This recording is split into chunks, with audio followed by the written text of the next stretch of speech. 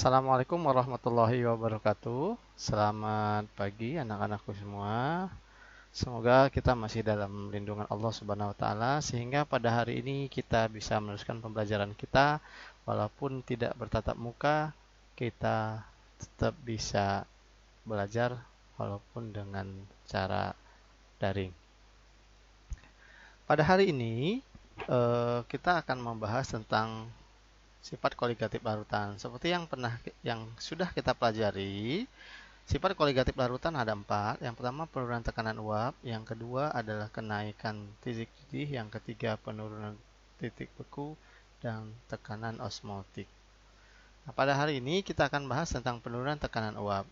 Nah, pada penurunan tekanan uap di sini, tekanan uap atau delta P di sini ada suatu hukum yang harus kita ketahui, namanya hukum Raoult. Menurut Francois-Marie Raoult, bahwa tekanan uap larutan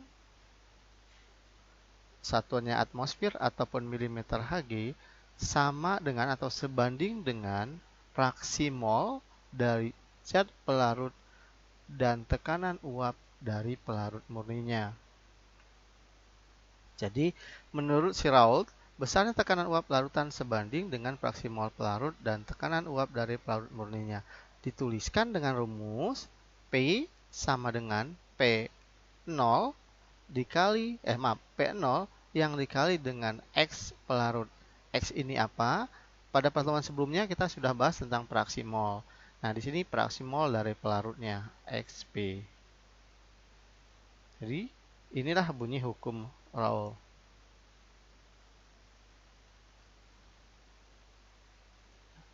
Selanjutnya, mari kita perhatikan diagram ini. Kita lihat.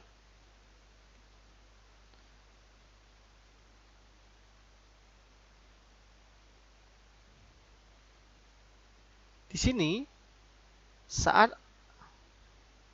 ya, ini hanya water. Water bahasa Indonesia kita kan air, nah ya. Nah, air saat dididihkan dia akan terbentuk uap air. Ini water molecule, molekul dari air yang berbentuk gas atau kita sebut dengan uap air. Nah, uap air ini akan naik ke atas, ya. Di mana jumlah uap yang ada di sebelah kiri ini adalah pelarut murni, artinya air yang tidak diberi apapun. Sedangkan di sebelah kanan ini ada diberi gula. Di sini jelas, sugar solution. Larutan gula. Dengan adanya sugar molekul gula yang di sini sehingga menyebabkan menghambat proses terjadinya penguapan. Karena adanya impurities, adanya zat yang masuk ke dalam larutan ini, pelarut murni ini, sehingga menyebabkan energi yang lebih besar untuk membuat terbentuknya uap air. Nah, di sini jelas, perhatikan bagaimana penambahan gula dapat mengurangi tekanan uap air. Kita perhatikan, dengan adanya titik yang merah-merah ini, yang warna pink, ini menyebabkan uap air yang dihasilkan hanya sedikit. Seharusnya kalau sama-sama sebelah kiri maupun sebelah kanan sama-sama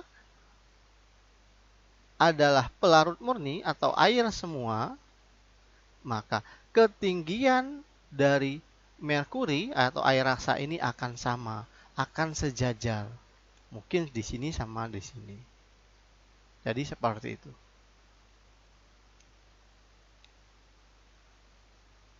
Dia akan sama. Tapi karena di sebelah sini, ini adalah pelarut murni sehingga tidak ada yang menghalangi proses terjadinya uap, uapnya akan jadi banyak. Dibandingkan ini.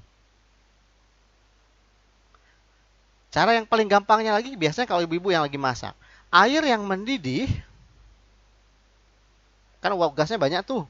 Atau ketel kalau kita masak air, sampai bunyi, seperti itu.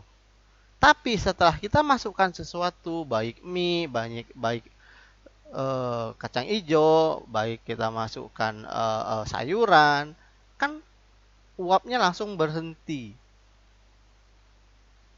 Atau ada tapi tidak banyak. Itu yang terjadi dalam fenomena kimianya adalah seperti itu. Kemudian kita lihat lagi yang ini. Nah, besarnya penurunan tekanan uap larutan atau delta P merupakan selisih dari tekanan uap pelarut murni atau P0 dengan tekanan uap larutan atau P. Sehingga P sama dengan P0 yang dikali dengan fraksi mol dari pelarutnya. Maka persamaan tersebut dapat kita tulis menjadi, nah kita tuliskan ini. Ya. Delta P sama dengan P0 dikurangi P0 dikali X pelarut. Karena X pelarut, ya, ini juga bisa kita tuliskan menjadi seperti ini. Delta P sama dengan, kan P0 dikali 1 P0. P0, ya, dikali min X jadinya min PX. Jadi rumus ini bisa rubah. Jadi,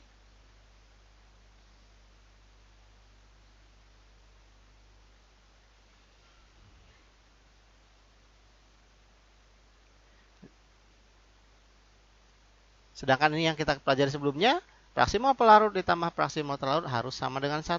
Sehingga fraksi mol zat terlarut adalah 1 yang dikurangi fraksi mol dari pelarut.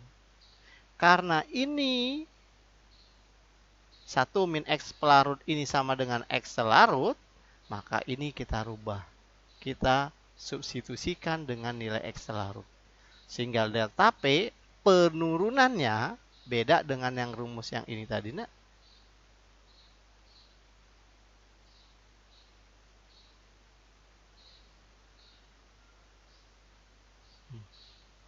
Kalau ini besarnya tekanan uap.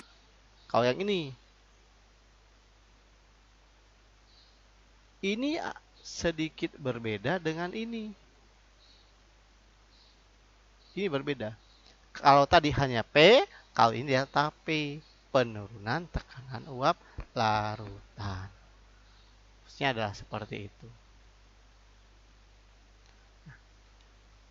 Kita perhatikan diagram 3 fasa yang ini. Kita perhatikan diagram 3 fasanya. Garis yang tidak putus-putus yang sambung ini menunjukkan pelarut murni. Wah, ini terbalik, nak, maaf. Nah, ternyata pelarutnya yang putus-putus. Biasanya terbalik. Ya. Ini pelarutnya putus-putus, larutannya yang nyambung. Suhu ketika tekanan uap di atas muka zat cair sama dengan tekanan udara luar disebut dengan titik didih. Besarnya kenaikan suhu itulah yang disebut dengan kenaikan titik didih. Kok bahasnya ini ya? Wah, ini.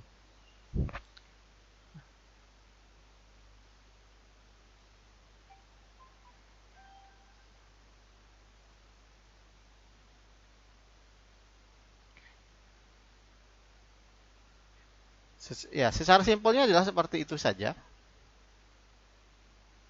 Yang Bapak katakan tadi dalam fenomena kita sehari-hari, bahwa saat kita merebus air, kalau kita tambahkan sesuatu, maka uapnya akan semakin berkurang dibandingkan dengan hanya kita isi dengan air. Oke, kita lihat contoh soal.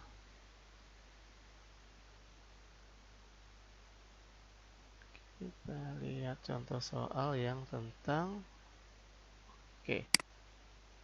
suatu jenis senyawa karbon yang baru ditemukan akan tentukan massa molekul relatifnya. Jika 15 gram senyawa tersebut dilakukan dalam pada suhu tertentu, tekanan uapnya sebesar sekian. Jika pada suhu tersebut tekanan uap murni adalah 20 mm Hg, tentukan massa molekul relatif unsur senyawa tersebut. Maaf. Nah, sudah jelas, ini kita ketahui 180 gram berarti dibagi dengan ml air kan 18, berarti 180 dibagi dengan 18, dapatnya 10 mol. Katanya ini tekanan uap air murninya 20 mm Hg, sedangkan Tekanan uapnya sendiri 19,4. Berarti perubahan tekanannya cukup dikurangi saja.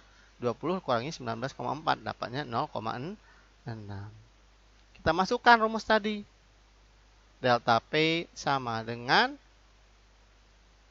ya tekanan larut murni dikali dengan yang terlarut, fraksi mol zat terlarutnya. Tinggal masukkan sehingga fraksi mol zat terlarutnya didapat 0,03.